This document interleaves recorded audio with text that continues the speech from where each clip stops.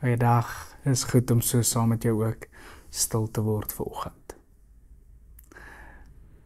Ons sluit aan by 'n gedeelte wat ons is amper die respons of die reaksie van ons gedeelte wat ons gister gelees het uit Jesaja 35. Ons gedeelte is Psalm 146 en ons lees vers 5 tot 6. Vers 5 tot 10. Dit gaan goed met die mens wat sy hulp van die God van Jakob ontvang, die mens wie sy hoop gevestig is op die Here sy God. Die Here het die hemel en die aarde gemaak, die see en alles daarin, en hy bly vir altyd getrou. Hy laat reg geskied aan die verdruktes, hy gee brood aan die wat honger ly. Die Here bevry die gevangenes. Die Here laat blindes sien. Hy ondersteun die wat bedruk is. Die Here het die regverdiges lief, en hy beskerm vreemdelinge en help weeskinders en weduwees, maar hy versper die pad vir die goddeloses.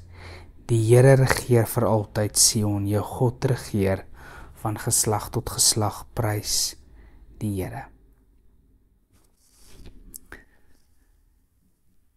Hoor ons in hierdie gedeelte dat die vreugde behoort aan die wie se hoop op God is, want God is getrou en hy help die wat onderdruk word, maar hy help die wat hulle hoop op hom vestig.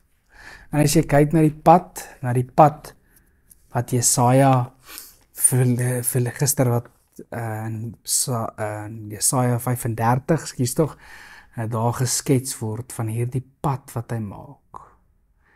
En dan hoor ons hoe hierdie pad nie roofdiere het nie, en hoe goddeloses nie hierdie pad bewandel nie, en dit amper hierdie pad is wat Sion, wat dit hulle terugbring by hierdie plek, by Sion, om terug te keer en met groot blydskap te sing, hulle wat verstrooid is en wat verspreid is deur die ballingskap.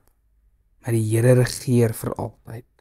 Sion, jou God regeer. In vers 4 by Jesaja 35, die Here gaan jou help, die Here gaan jou red. En daarin is daar groot blydskap om dit ook te mag vashou. Mag ons geduldig wag op die Here se redding en ook op dit wat hy beloof, dat hy hierdie pad sal maak. Kom ons bid saam. God van hoop en beloftes, leer ons om te wag met geloof, om geduldig te wees soos boere wat op reën wag.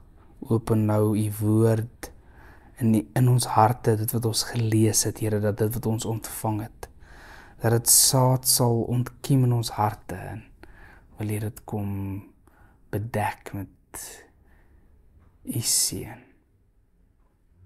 Mag dit reën oor ons harte, mag dit ontkiem en ontspring en welig groei ook in ons lewens. Ons bid dit as u kinders. Amen. 'n voorreg, mag dit vir jou ook 'n mooi dag wees tot ons weer gesels. Mooi bly.